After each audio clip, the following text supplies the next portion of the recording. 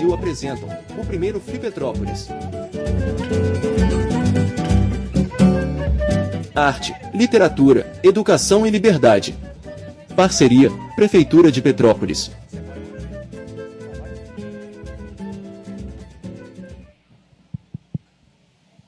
É isso?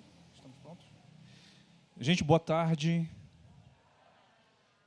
Alegria estar aqui novamente. Maria Ribeiro e Lívia Santana Vaz. Jefferson Tenório. Apresentação feita em 4 de maio no primeiro Festival Literário Internacional de Petrópolis, Flipetrópolis. Esta acontece em um palco elevado que possui 3 cadeiras intercaladas por 2 mesinhas que carregam copos com água e livros. O fundo é composto por um grande banner estampado com o tema do primeiro Flipetrópolis e um telão que passa ao vivo a roda de conversa que também está sendo filmada. À frente, é possível ver as primeiras fileiras da plateia. Os palestrantes se assentam nas cadeiras dispostas no palco. Da esquerda para a direita, a primeira pessoa sentada é Maria Ribeiro, uma mulher branca cujos cabelos castanhos estão presos em um rabo atrás da cabeça. Ela traja blusa verde e por cima usa um blazer de mesmo tom e calça jeans. Leva no pescoço o crachá dos participantes do evento. A segunda pessoa sentada é Jefferson Tenório, um homem negro de cabelos curtos rente à cabeça de tom grisalho. Possui barba de mesmo tom. Ele traja calça e blusa preta. Leva no pescoço o crachá dos participantes do evento e usa óculos retangulares. A terceira e última pessoa sentada é Lívia Santana Vaz, uma mulher negra cujos cabelos estão ornados por um turbante de tom marrom e laranja. Ela traja blusa branca e saia longa com estampa africana em tons de bege, vermelho e marrom. No canto inferior direito do vídeo em questão está do início ao fim a intérprete de Libras, sendo ora uma mulher negra de cabelos ondulados e blusa preta, ora uma mulher branca com os cabelos presos e blusa preta. Elas traduzem simultaneamente tudo o que está sendo falado. De tempos em tempos, a plateia é filmada e é possível ver que está cheia. Não sei mais explicar, gente. Cabelo mais ou menos na altura do ombro. Baixinha. Roupa, tô de verde. E só penso na Madonna. Isso não dá para... Não está no meu visual, mas tá de alguma forma... E acho que é isso. 48 anos, uma mulher de meia idade. Na menopausa também não aparece. É isso, né? Hã? Responder? Ai, não. Vai. Agora eu quero a sua descrição, Lívia. Vai. Você que não me coloca essa responsa. Tem que ligar. Eles desligam lá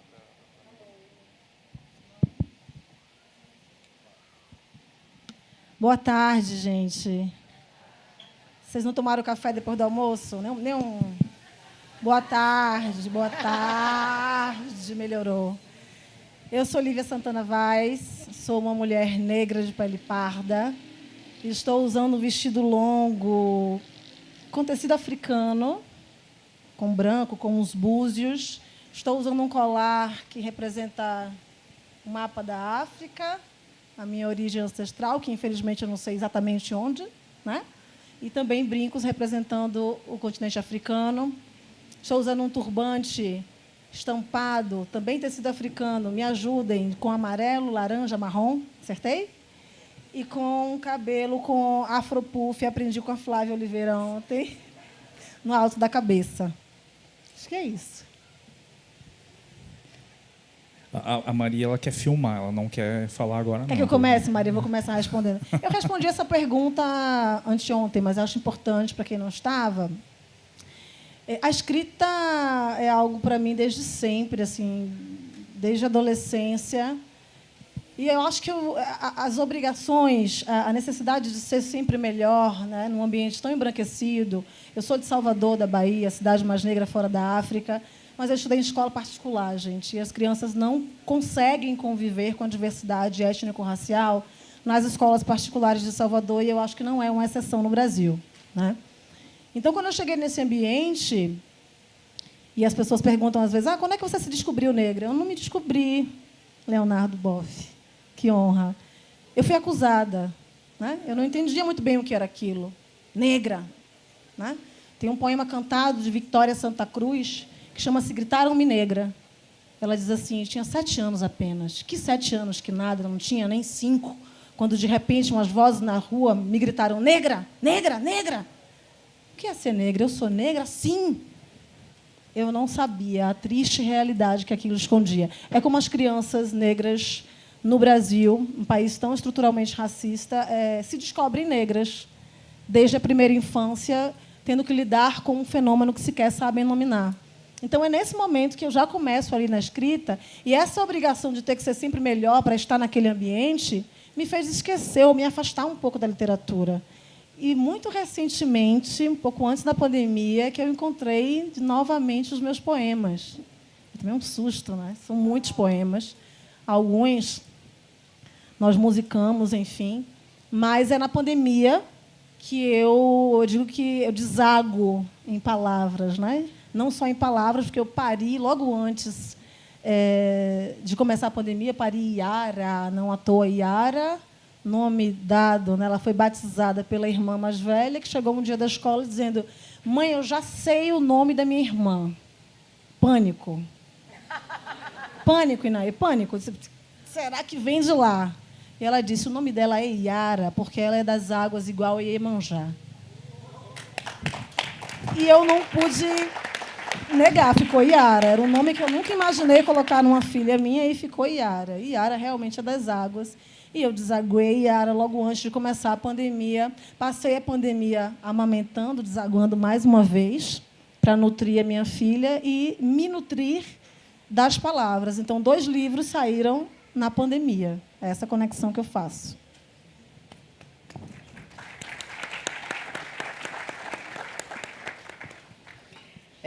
Bom, antes de mais nada, eu fico muito emocionada de estar aqui com o Jefferson e com a Lívia. Eu admiro muito eles. Eu realmente estou ficando... Tá foda, eu cheguei numa idade, tudo me emociona, gente. Então, imagina eu com 70, com 48, tudo eu tenho vontade de chorar. Mas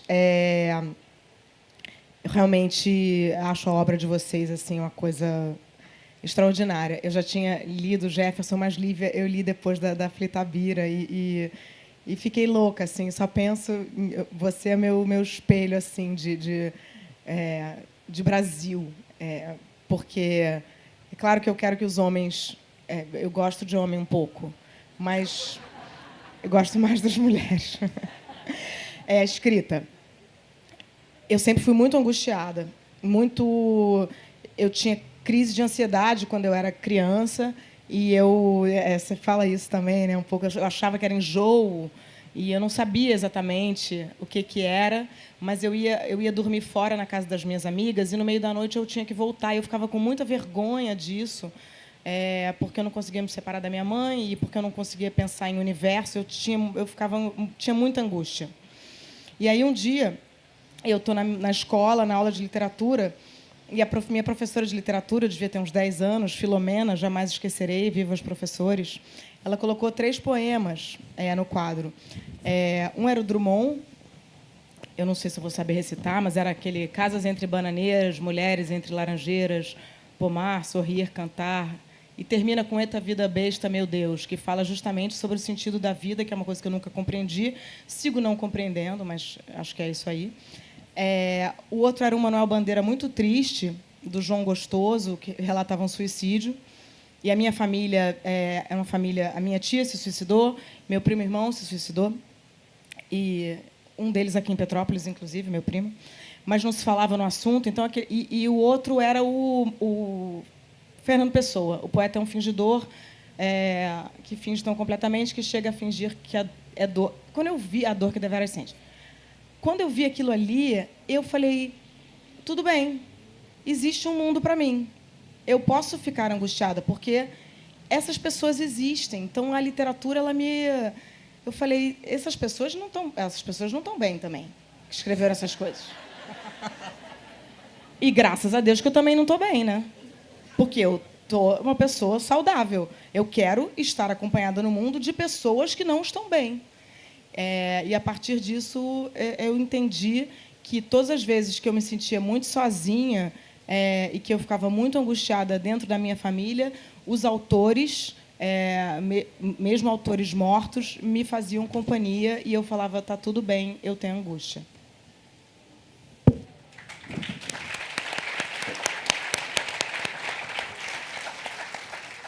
Eu acho que é isso que acaba nos movendo, né? Essas angústias interiores, né, que a gente sente.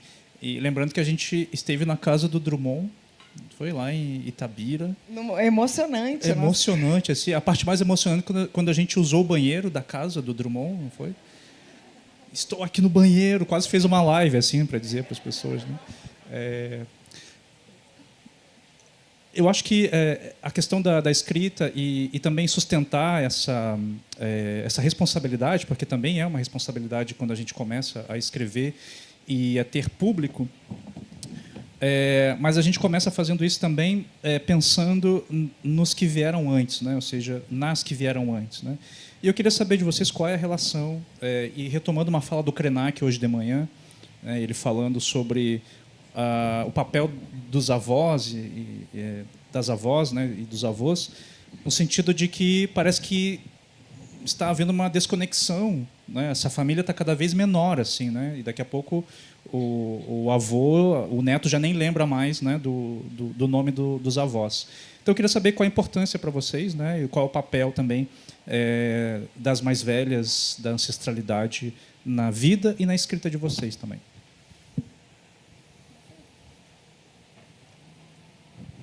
Maria nunca quer começar. A próxima é dela. Ela não sabe qual é a próxima pergunta. Então, ele vai lá, já. A gente combinou antes. Você... Eu sei. Tá tudo. Gente, eu acho que a gente está vivendo um tempo de tanta desconexão, e isso tem a ver com estarmos desconectadas da nossa ancestralidade, né? Eu fui uma criança criada no seio da família, a minha avó paterna, principalmente, uma figura forte, imponente, altiva, com tudo que ela sofreu e que ela passou, com tudo que ela teve que enfrentar, trabalhar de empregada doméstica, lavadeira, para sustentar solo, ou praticamente solo, os 7 filhos. E a gente vivia num ambiente de muito respeito aos mais velhos. Até hoje, a minha avó faleceu com 102 anos, em 2019. Mas, até hoje, as minhas tias, quando eu as encontro, bença minha tia, bença meu tio, bença minha avó, é assim que a gente fala. E nas religiões de matriz africana, independentemente da crença de vocês, isso é muito forte. Isso é muito forte, o respeito aos mais velhos. E não necessariamente os mais velhos de idade, mas os mais velhos na experiência de matriz africana, né? E eu conversava esses dias, trocando ideias sobre isso, e eu não tinha noção de onde vinha essa bênção que a gente pede. E vem daí. E no candomblé, nas religiões de matriz africana, a gente não só pede a bênção, a gente também dá. Então, é assim, sua bênção, a pessoa lhe responde, minha mãe, ou meu pai, Ogum, ou Xangô, ou Yansan, lhe abençoe, e eu peço a bênção de volta e a pessoa também me abençoa. Ou seja, a bênção é uma forma de reconhecimento da humanidade na outra pessoa. Existe uma reciprocidade muito bonita aí, né? Você pede, você também dá. Então, eu acho que a gente precisa revisitar esse passado, né? Eu falo muito no Sankofa, mas é nesse sentido de a gente entender que, se nós estamos aqui hoje, e falo, sobretudo, nesse solo de Petrópolis, nessa cidade tão colonial, tão imperial, né, com essa ideia imperial, com esse orgulho imperial, de que, se nós, pessoas negras, principalmente, estamos aqui, é porque muitas outras pessoas negras abriram caminhos para que nós estivéssemos, pavimentaram os caminhos. Então, é por isso que a Jurema Werneck diz, nossos passos vêm de longe, e eu digo de muito antes, muito antes desse processo todo de escravização. Então, a gente precisa mesmo honrar os nossos ancestrais e as nossas ancestrais. E eu queria passar a bola para a Maria, lembrando de uma fala da Makota Valdina, uma grande liderança saudosa de religião de matriz africana na Bahia, que dizia assim, nós não somos descendentes de escravos, nós somos descendentes de pessoas que foram escravizadas. Eu posso complementar, muitas delas rainhas e reis que vieram de África sequestrados.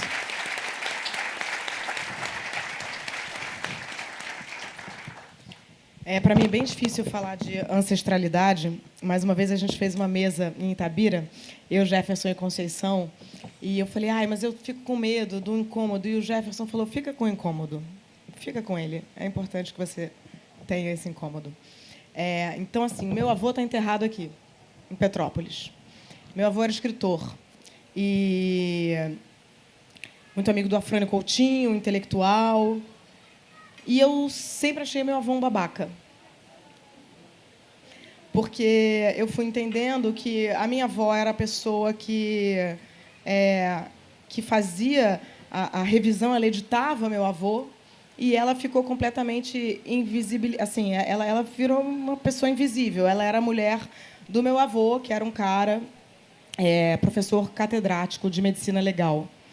E eles passavam o verão aqui em Petrópolis, ele escrevendo, ela corrigindo, e ela, enfim. E então, como ter orgulho, assim, né? A minha questão agora é, quando eu penso, outro dia eu falei, meu Deus, mas de onde eu escrevo e tal? E aí eu pensei, meu avô era escritor, meu avô publicou vários livros técnicos sobre medicina legal, mas assim, o meu avô não, hoje em dia eu não tenho como admirá-lo. Ao mesmo tempo que eu sei que é importante a gente saber de onde a gente vem e dizer isso para os meus filhos. E eu me dei conta disso quando eu vi o documentário da família do Gil. Desculpa, estou meio de costas para essa. Tem uma coisa muito bonita, para quem não viu o documentário, eles fazem uma árvore assim, né, genealógica, só das pessoas de agora, nem é da ancestralidade. Mas é que ali também tem tanto filho que, se não fizer uma árvore, ninguém vai saber quem é quem, né, gente? Mas, então, não sei, é difícil para mim essa questão, porque como é que a gente lida com isso? No meu caso, como que eu vou admirar? E outro dia teve um podcast, né, Ilustríssima, de um cara brilhante, que eu não vou saber o nome agora, mas falando dessa questão de gênero. Meu avô foi um dos caras que, junto com o Félix Pacheco, descobriu que a lepra tirava as digitais. Então, é um cara que, digamos, tem um valor, foi valorizado, assim, mas que fez estudos com prisioneiros.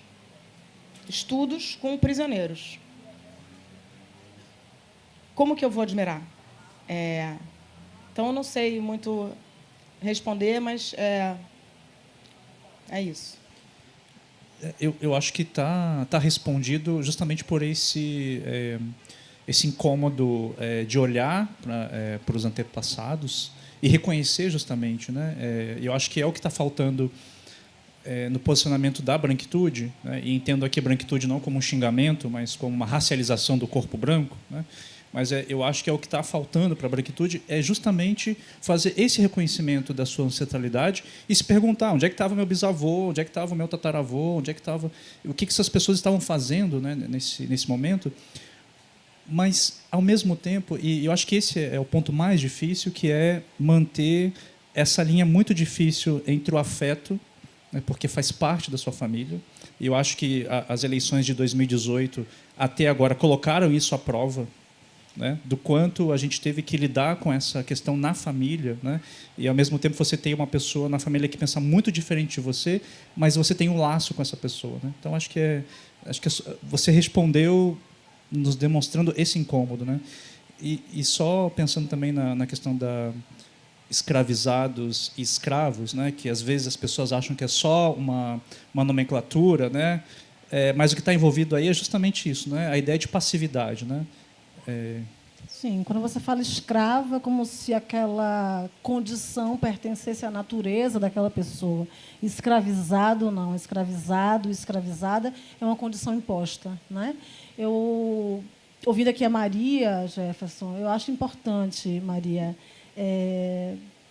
não é uma questão de culpa. Eu acho que o constrangimento, talvez, essa dor, esse sair do lugar de conforto, que é a posição social da branquitude, não precisa vir com culpa. Nós não estamos procurando culpados e culpadas. Nós estamos procurando pessoas que se responsabilizem por mudar essa realidade. Então, se você tem... Até porque a culpa é egóica, né? A culpa não serve para Exato, nada. A culpa é só para dizer, ai, como eu sou legal, estou culpada. Não, a culpa não serve para nada. Eu me sinto culpada e eu quero perdão. Não é uma questão de perdão. É uma questão de reparação. A gente transformar, de fato, a realidade. Então, se você busca a sua ancestralidade e entende que houve, de fato, uma grande participação nessa opressão, né? Porque se para um grupo, né, ter esse privilégio, colher ao longo do tempo esse privilégio da branquitude, outros grupos foram oprimidos, e às custas de outros grupos oprimidos. Então, esquece a questão da culpa e busca a responsabilidade. Qual é a responsabilidade de cada um e de cada uma de nós aqui hoje por mudar essa realidade, né? Por trazer uma libertação para todas as pessoas. E o direito tem muito esse papel, pelo menos ético, porque ainda tem servido de instrumento de opressão e de ratificação desses privilégios e dessa hegemonia branca. Mas vinha conversando com o Jefferson antes de a gente começar, e ontem eu fui instigada a pensar esse evento nesse lugar, né? Petrópolis, a partir de um pensamento mesmo colonial e das histórias que não nos contaram, das histórias que queriam que nós esquecêssemos, mas nós não podemos esquecer, né?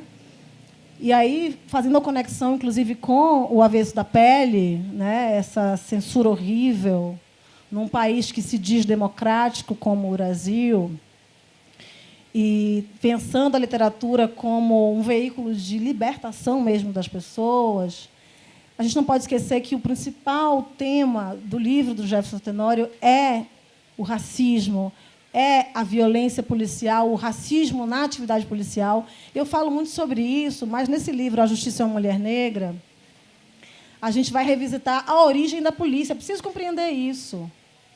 A família real, né, e falando isso em Petrópolis, a família real chega ao Brasil em 1808. E é justamente em 1808 que se cria a Intendência Geral da Polícia, da Corte e do Brasil, que era uma instância responsável por manter a ordem e o sossego público. Imaginem para quem, né?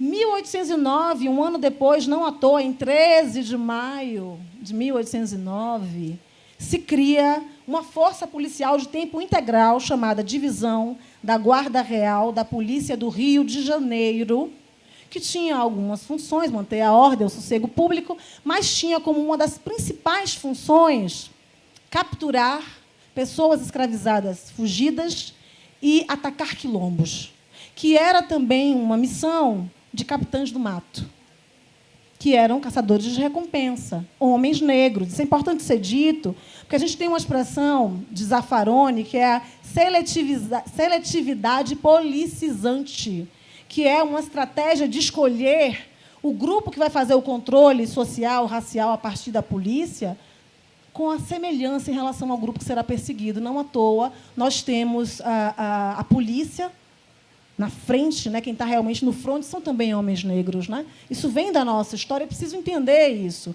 E aí, na década de 1820, quando há a extinção da figura dos capitães do mato, essa guarda real da Polícia Militar do Rio de Janeiro vai assumir com exclusividade essa tarefa de perseguir pessoas escravizadas fugidas e atacar quilombos. Vejam que a seletividade racial, para usar um nome mais ameno, nessa atividade de segurança pública, vem desde sua origem, está na sua natureza. E aí é importante dizer que, quando a polícia perfila, né, se fala muito em perfilamento racial na abordagem policial, perfilamos todos nós, perfilamos todas nós, porque nós naturalizamos o assassinato de um jovem negro a cada 23 minutos no Brasil. Enquanto nós continuarmos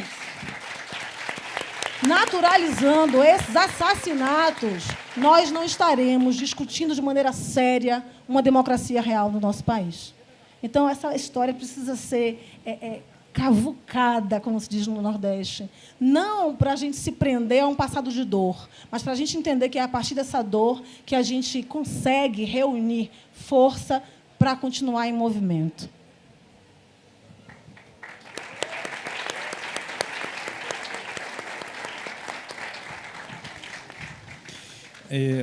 Maria, às vezes eu fico muito impressionado com a sua... você é muito diversa, né? Você faz muitas coisas, né? Assim, você escreve coluna, você trabalha no audiovisual, é atriz, às vezes faz uma coluna também falada, né? E a gente vive num país que não falta assunto, né, para a gente pensar e refletir. Como é que você faz para escolher os temas, né? Porque os ataques acontecem a todo momento. Ora é racismo, ora é o machismo, ora é a violência de todo tipo, né? Como é que você faz, né, para a escolha desses temas, desses assuntos, e ao mesmo tempo também se preservar, assim, né, enquanto pessoa, porque o Brasil às vezes, como a gente sabe, não é para principiantes, né? Eu acho que assim, quando eu fui chamada para escrever no UOL, me propuseram o Murilo, né, que é o chefe lá do UOL, me propôs de ler a coluna. E eu, a princípio, não gostei, porque eu achei que ler a coluna seria uma coisa eu falei, ele quer aproveitar que eu sou atriz, que eu tenho seguidor, para eu ler a coluna, e talvez isso chegar em mais gente e tal. E depois eu falei, isso é do caralho. Eu quero chegar em muita gente. Então, eu acho que, hoje em dia, eu acho que me preocupa muito essa coisa da literatura de ser classista. Eu acho que, igual eu estou excitada aqui para ir no show da Madonna, as pessoas estão excitadas de estar aqui na Flipetrópolis. E eu acho que é isso que a gente busca. A gente quer, assim, né? Eu realmente... Ontem, né, fiquei ouvindo entrevistas de vocês. Eu li o primeiro capítulo do Avesso da Pele, quando teve a censura. Eu li o primeiro capítulo do Avesso da Pele no Instagram, o primeiro capítulo inteiro. E a gente estava aqui, teve uma mesa genial, ao meio-dia, falando sobre isso, inteligência artificial e como os jovens, né, não conseguem mais. O primeiro capítulo, eu tive quase 300 mil views, muito antes do Chico Buarque, gostaria de deixar claro, tá? Mas vocês são colonizados, homem, né? E tudo eu li antes. Enfim. Existe também a coisa do... Eu estou muito feminista, é a minha grande questão. Mas eu acho que o que eu penso hoje em dia é assim, já que a minha coluna é falada, já que eu sou atriz, já que tem gente que vai me ouvir por causa do Tropa de Elite ou por causa de uma novela, como eu posso ser simples e chegar ao máximo possível de pessoas? Talvez isso não agrade tanto aos coronéis intelectuais. Mas foda-se. No momento, eu quero chegar nas pessoas. Estou repetindo aqui, estou parafraseando Fernanda Young, que eu copio muito ela, gente. Ela falou isso, os coronéis, eu achei isso genial. Então, ao mesmo tempo que eu lido isso, porque a gente lida com as coisas, né? A gente tem que pagar a conta, então a gente vai ali, né? Já passamos por festivais, passamos por perrengues juntos, né, Jefferson? De estar em situações assim, onde a gente fala, caramba, estou aqui sendo, entendeu, completamente oprimida, isso ainda existe muito. Mas, hoje em dia, na coluna, a coisa da diversidade, né, de fazer muita coisa, é porque eu sou sem foco e porque eu enjoo das coisas e porque, talvez, enfim, isso aí, talvez não é nenhuma coisa que eu acho do caralho. Está ali a Lúcia Riff para dizer que cadê seu romance que a gente está devendo para a Companhia das Letras há 5 anos. Não sei, cadê? Mas eu penso muito nisso. Assim, né? A Lívia estava falando sobre... eu ouvi uma entrevista dela ontem para o Marcelo Tais, muito interessante, que ela fala... a gente hoje em dia fala muito de letramento racial, né? Beleza. Mas e como colocar isso em prática? Né? Ação. Então, eu acho que fazer a coluna falada e fazer com que ela, a moça do balcão da padaria me comente a coluna é o que eu quero, mais do que o pessoal dos prêmios, sei lá o quê, achem legal.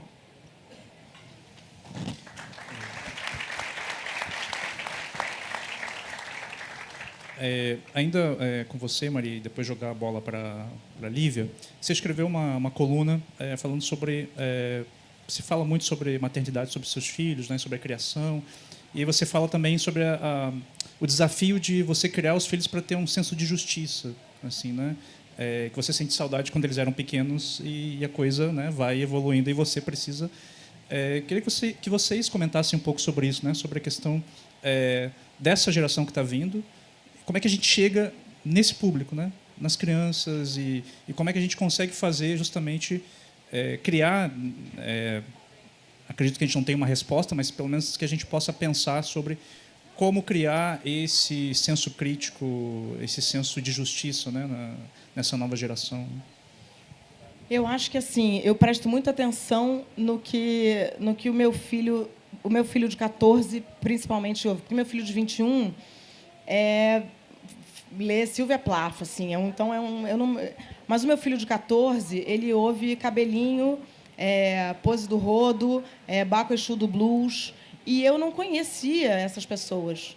E aí eu falei, cara, eu vou ouvir, assim. E uma vez eu tive um evento junto com o Sérgio Vaz, não sei se vocês conhecem o Sérgio Vaz, se vocês procurem @poetasv, ele é um cara extraordinário, ele dá aula, ele criou um sarau no Jardim Ângela, no Capão Redondo, periferia de São Paulo, e ele dá aula para a garotada. E eu nunca vou me esquecer que uma vez ele chegou e falou assim, vocês gostam de poesia? Galera, 10, 11 anos. E a galera, não, poesia é coisa de fresco, poesia... Ele falou, mas, porra, vocês não gostam de Racionais? Aí a galera, Racionais a gente gosta. Ele, então, Racionais é poesia. Aí a galera falou, puta, então a gente gosta de poesia.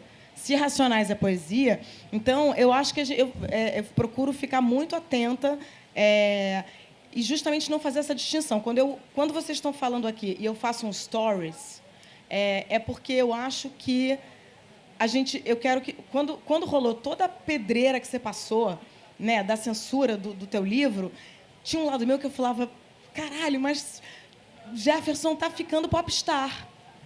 Não, é sério, da gente poder assim, usar os perrengues e falar assim, tá, eu vou aproveitar isso aqui, é tudo tão difícil, né? Você fala de uma história de ausência de pai. Você fez uma pergunta falando eu já respondi outra coisa, né, do que você perguntou.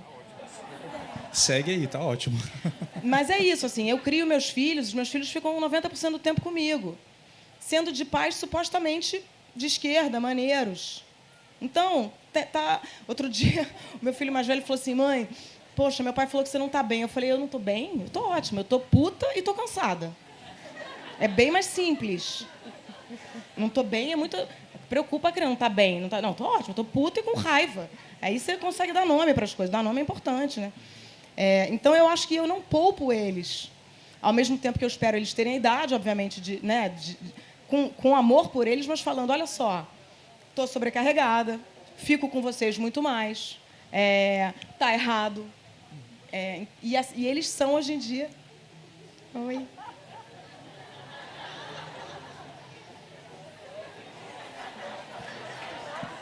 Maravilhoso, gente.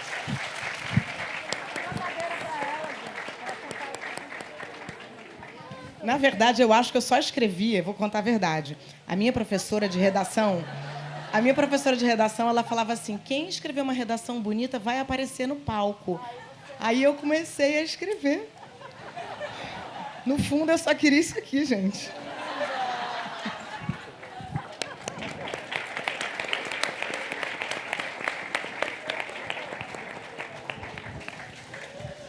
Mas, gente, eu estava pedindo já uma cadeira para ela ficar aqui com a gente.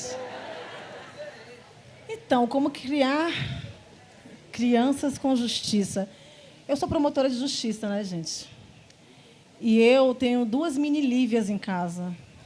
É um horror. É um horror, sério. Aí minha mãe diz assim, mas você era igualzinha. Eu digo, não, eu não era igualzinha com 3 anos, não é possível, né? E as minhas filhas são daquelas de levantar o dedinho e dizer assim, mamãe, isso não é justo. A gente vai discutir justiça comigo. É verdade isso, sabe? Eu tenho que enfrentar isso todos os dias. E as 2 são assim, né? As 2 são assim. Mas eu diria que criar crianças com justiça e para, né, uma sociedade justa é criar com verdade. E eu sou muito da franqueza com elas, assim, sabe? Às vezes eu passo aperto por isso, vou dizer, mas sou muito franca com elas. Vou dar um exemplo de como é que eu estudo com elas. Minha filha estava estudando História Geral. A história da Idade Média, Idade Moderna, Idade Contemporânea, isso é a história da Europa. Tá? Não é bem assim. Essa é uma visão colonial, enfim, europeia da história. Nem tudo foi por aí, né? E ela já me conhece, fala, minha mãe... Ela, pequenininha, mais velha, A escola ainda faz dia do folclore, né, gente? E aí tem algumas crianças que vão vestidas de indígena. Aí ela diz assim, minha mãe disse que indígena não é folclore. Tem um monte de indígena morrendo por aí. Eu digo, ok, filha, você pode falar isso, mas não fala, mamãe, não. Sabe? Leva seus BOs para a escola, resolve, mas não fala o nome da mamãe, porque a mamãe já está muito complicada na vida, entende? Mas eu queria, falando de maternidade, né, eu queria ler um trechinho do livro, de novo conectando com o início da minha fala, com Petrópolis, com a família real, com a origem da polícia, né? Em 1835, quando a gente tem a revolta dos malês na Bahia, há uma reação muito severa das forças policiais, muito severa. E aí tem um trecho aqui no livro que eu trago um relato de um chefe de polícia daquela época, que é o Francisco Gonçalves Martins, a pessoa vai caindo tudo. E aí ele diz assim, um relato dele ao presidente da província, tá? Relatando a estranha conduta de alguns soldados contra uma certa espécie de gente. E ele diz assim, a estranha conduta de alguns soldados da primeira linha e municipais, os quais, em menoscabo da disciplina e das ordens, matam pretos pacíficos e os ferem, o que tem sucedido repetidas vezes, me obriga a pedir a Vossa Excelência providências enérgicas a semelhante respeito. Certo de que a facilidade de tais assassinatos, hoje, na pessoa de africanos pacíficos, induz-me a acreditar que se estenderá em qualquer outra ocasião contra outra espécie de gente. A barbaridade e a indisciplina não podem tornar-se prejudiciais unicamente aos pretos.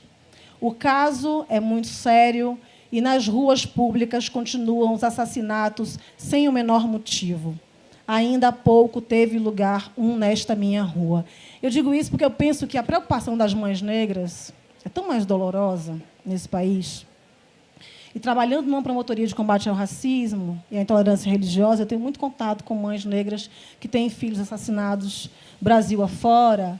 E dói muito ouvi-las contando quais são os tipos de conselhos que elas dão para os seus filhos. Não é use o casaco porque está frio, é não coloque o capuz. As mães negras preferem que os seus filhos tomem chuva na cabeça, minha irmã Flávia Oliveira, do que eles usem capuz. Não leve guarda-chuva, é melhor se molhar, né? Não corra. Como é que se diz a uma criança, a um jovem, não corra? Leve a identidade. Qualquer instrumento, qualquer objeto nesse país é motivo para uma criança, um jovem negro ser assassinado. Uma furadeira, um guarda-chuva, um pedaço de madeira, e eu não estou inventando. Todos esses fatos estiveram na mídia. Então, assim, eu quero um país em que mães negras não precisem dar esse tipo de conselho para os seus filhos. É muito difícil explicar o que é justiça para um jovem negro nesse país. Muito difícil. Muito difícil.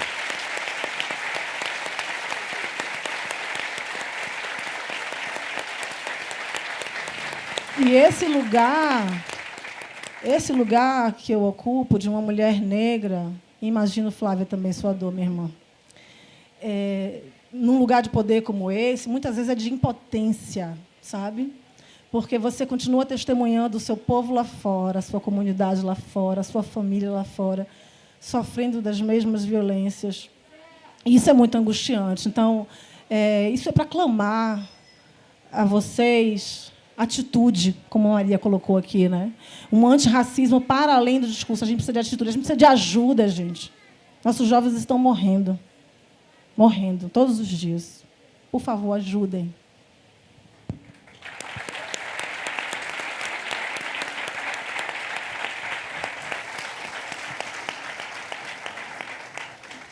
E lembrando também, Lívia, né, que a ideia de ser antirracista tem a ver com uma ideia de prevenção, né? Não tem a ver com uma ideia de reparação, né? No sentido de que já aconteceu e aí se pede desculpas, se coloca um monumento, faz alguma coisa nesse sentido. Então, a ideia de ser antirracista tem a ver com uma ideia de prevenção, ou seja, como a gente evita para que a gente chegue justamente nessas tragédias que a gente acompanha cotidianamente, né? E pensando nessas coisas assim que são super pesadas, né, que a gente está discutindo, Maria, você escreveu também um texto falando sobre o direito ao pranto, né, o direito ao choro, né, assim, como uma espécie de respiro, né, para a gente conseguir seguir adiante, assim, né? Como é que você lida com essa questão, assim, né, do direito de se entender também nesse lugar de fragilidade, de impotência, assim, de não conseguir mudar as coisas que a gente quer mudar, mas ainda assim ter esse respiro interno, e tem a ver com a lágrima, com o pranto, né? Como é isso? Eu acho que a gente, esse mundo que a gente vive hoje, todo mundo está bem, né? Assim, a gente fica comprando vidas perfeitas e vidas e no meu caso, por exemplo, assim, né? Então, toda vez que eu apareço aqui, eu estou aqui, eu pensei na minha roupa, eu me maquiei, eu não sei o quê. Então, eu fico querendo dizer para as pessoas que isso aqui não é verdade, que o que elas, isso aqui está editado. Eu estou editada, mesmo aqui eu estou editada, no Instagram eu estou editada. Então, eu acho a vida um perrengue. Ao mesmo tempo, eu tenho total noção dos meus privilégios. Assim, eu acho que isso que a Lívia falou é muito importante. Eu tenho um grande amigo, o Edu Carvalho. A gente morava no mesmo bairro, no Rio, em São Conrado, e eu comecei a me dar conta, eu me separei, fui para esse bairro, e eu comecei a me dar conta que a praia era dividida assim. Tinha o lado da praia, que era frequentado pelos playboys de São Conrado, e o lado da praia, que era frequentado pela Rocinha. Era tipo assim, Berlim Oriental, Berlim Ocidental. Era uma parada muito louca, assim. E aí, por que eu falei do Edu, gente? Porque eu fiquei muito impactada pela fala da Lívia, e ela jogou para a Flávia, o vídeo do Edu. Edu, exatamente, Edu. E aí eu comecei a descobrir, o Edu me contou que a biblioteca da Rocinha estava fechada. Você me perguntou antes como é que eu faço para me preservar. Não me preservo, gostaria de me preservar. Quando eu vejo, sempre essa coisa do senso de justiça, a Lívia falou das filhas dela. Eu, com 10 anos de idade, já era aquela que organizava, era contra tu, assim, defendia. Eu devia ter feito direito, assim, porque eu acho foda, assim. Acabei de ver que Carmen Lúcia não deu bolo, está aqui atrás da gente. Carmen Lúcia, maravilhosa.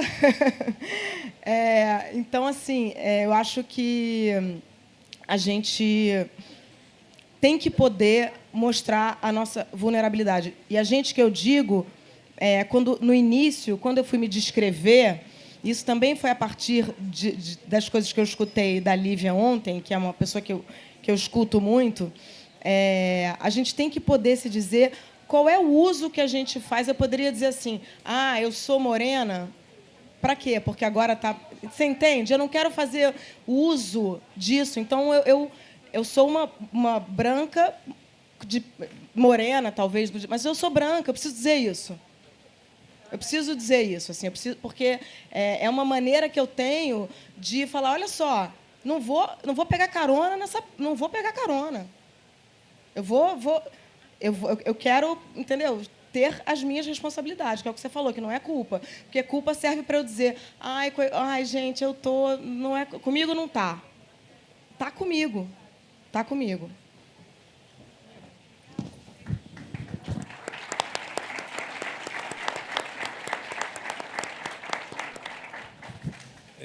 Lívia, a gente tem visto aí nos últimos anos um ataque, né? A ideia de direitos humanos, né? A ideia, esse jargão horroroso, né? De que os direitos humanos quer defender bandido. E aí a gente tem a fala do Silvio Almeida dizendo que sim, também, né? Os direitos humanos também defendem bandidos, porque a gente está falando de um direito universal, né? Então, eu queria que você falasse um pouco sobre essa ideia, né, de direitos humanos, para que a gente possa refletir um pouco sobre isso, né? Se a gente não conseguir defender uma ideia de direitos humanos para todas as pessoas, ministra Carmen Lúcia, nós não estamos falando de direitos humanos, né? Eu digo que, como promotora de justiça, esse é um lugar difícil, né? O Ministério Público tem, de forma privativa, a ação penal, mas não de maneira injusta. Então, talvez o direito criminal seja o espaço, o lugar onde mais nós precisamos, né? nós precisamos, desculpe, dos direitos humanos. Agora, é muito importante pensar direitos humanos para quem? Eu tenho feito essa reflexão. Para quem os direitos humanos e por quem? Porque e aí a gente vai se conectar com a fala sobre epistemicídio, sobre quais são os valores e os conhecimentos que são considerados válidos e científicos. Né? Aí eu quero fazer um teste com vocês. Quem aqui já ouviu falar ou teve acesso à Carta Mandinga, de 1235? Podem levantar a mão. Não é para se envergonhar. Eu tive acesso muito recentemente a essa carta. A carta produzida pelos povos Mandinga, transmitida de geração a geração pela tecnologia ancestral da oralidade, hoje transcrita pela Unesco, por ser considerada um patrimônio da humanidade, já trazia em seu bojo o princípio da equidade, direito ao meio ambiente, já trazia no seu bojo a ideia de responsabilidade coletiva pela paternidade. Quem aqui nunca ouviu um provérbio, talvez não saiba que tem origem africana, que diz assim: para criar uma criança é preciso toda uma comunidade. Paternidade coletiva. Na Carta Mandinga, nós tínhamos, inclusive, uma obrigação das instâncias de poder de inserir as mulheres em todas as instâncias. Nós não temos isso em 2024. E por que eu estou dizendo isso? Para defender a ideia, infelizmente é uma ideia que precisa ainda ser defendida, de que direitos humanos não são monopólio da Europa, não são monopólio dos Estados Unidos. Porque se eu falar aqui em Carta Magna, vocês vão, com certeza, conhecer esse documento, ou já ter ouvido falar, a Carta Magna da Inglaterra. Mas ninguém nunca ouviu falar na Carta Mandinga. Então, é muito importante que a gente tenha essa referência. Os direitos humanos construídos não para as pessoas no sentido universal, né? Nesse sentido universal, que é excludente, Jefferson, porque quem é esse sujeito universal? Eu tenho um artigo intitulado Eu, Mulher Negra, Não Sou Sujeito Universal, porque essa universalidade não contempla as minhas demandas. Por isso, de novo, que eu defendo sempre uma ideia de justiça de olhos desvendados. A justiça precisa enxergar as pessoas, suas demandas, necessidades. Infelizmente, a gente ainda tem um sistema de justiça que não se parece com o povo e não conhece o povo. E nós somos servidoras públicas, servidores públicos. Como servir a um público que você não conhece e que eu nem sei se quer conhecer? Nem sei.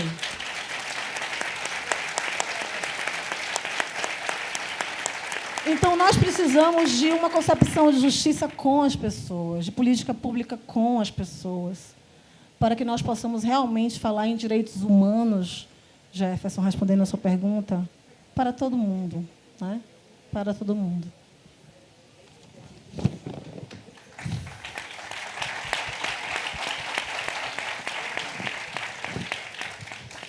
Já me avisaram aqui que o nosso tempo está terminando. E aí, para a gente encerrar, Maria, você queria falar do seu próximo trabalho audiovisual ou de livro?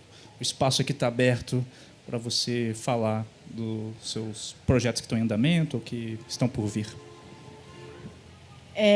A minha ideia é voltar com os... Eu estava fazendo um monólogo chamado Pós-F, com o último trabalho da Fernanda Young, e lançar o meu livro de crônicas, dos meus últimos 6 anos de crônica, que também foi uma questão para mim, assim, porque, na verdade, me foi encomendado um romance, e eu converso isso muito com Eugênia Ribas, minha amiga, grande escritora e editora, sobre essa divisão, assim, né, por que o romance é mais importante do que a crônica? Porque eu acho que isso de alguma tem a ver também, né? Tem homem, mulher, tem preto, branco, tem romance, tem uma coisa. Por que o Rubem Braga nunca ganhou uma Flip? Então, eu durante muito tempo falei, puta, eu sou menos para eu ser ministra. Eu tive uma vez com a ministra, ela falou uma coisa que eu nunca esqueci, que a minha mãe sempre tocou piano e a minha família piano, e ela falava assim, claro que a gente tocava piano, para as mulheres não saírem de casa. A gente era incentivada a tocar piano e os caras violão. Porra, óbvio, né? Tô puta. Uma desculpa, gente, o palavreado. Mas é isso, não tem nada... Lívia, você quer se aventurar, né, na ficção. Não sei se você pode falar um pouco do seu próximo livro, mas fiquei muito curioso aí para saber. Eu ouço reclamação muitas vezes em casa. Eu não sei fazer uma coisa só. Eu tenho próximos livros, todos sendo escritos ao mesmo tempo agora, né? Mas, falando em romance, eu estou escrevendo sobre a minha avó, né? Falei um pouquinho dela ontem. Acho que eu não quero repetir para não chorar. Mas é a história de uma mulher que viveu 102 anos, né? E que tem muitas pequenas histórias, né? Da escassez que minha família passou, do tanto de trouxa, de roupa suja e depois de roupa lavada, que minha avó teve que entregar em casas de família, como se nós não tivéssemos família, para que meu pai carregasse livros, né? Então, é um pouquinho dessa história. Ai. Desculpa, gente. É difícil. Obrigada, Boca. Eu queria me despedir de vocês. Algumas pessoas perguntam assim, por que você canta nas mesas, né, nas suas falas? Não é em todo lugar que eu canto, não, tá, gente? Porque tem lugar que não merece. É verdade, tem lugar que não merece. Mas eu ouvi certa feita que, quando o quilombo está disperso, é preciso cantar. O canto faz com que o quilombo consiga se agregar, né? E o que é essa Petrópolis, se não um quilombo de resistência, de movimento, de movimentação, né? de possibilidade de expansão, se não um quilombo. Aí eu vou lembrar o eterno Negro Bispo, quando ele fala que nós somos o começo, o meio e o começo. Nós somos circulares. E ele tem essa concepção de que quilombo não é apenas o espaço territorial físico, é essa cosmologia mesmo de energia, de resistência. Em todo lugar em que há isso, pode haver, de fato, um quilombo. E aí eu queria tentar encerrar assim. Obá, obá, obá, é no xerel que brilha a prata, a luz do céu. E o povo negro entendeu que o grande vencedor se ergue além da dor. Obrigada, Cláudia. Tudo chegou. Tudo chegou. Sobreviventes no navio. Quem descobriu o Brasil?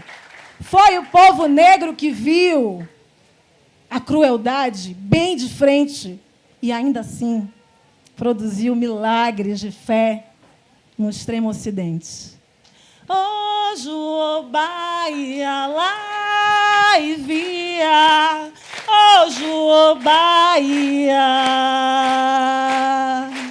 Xangô manda chamar, ô Batalaguia, mamãe Oxum chorar.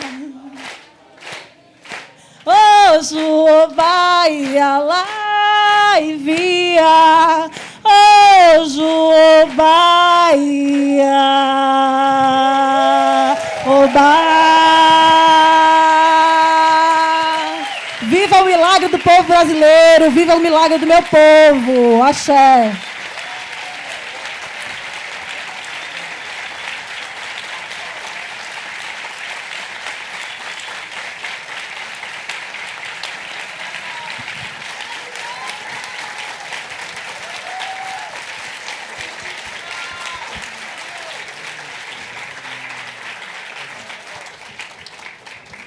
Gente, então as autoras agora vão se dirigir para a parte dos autógrafos e sigam aí com a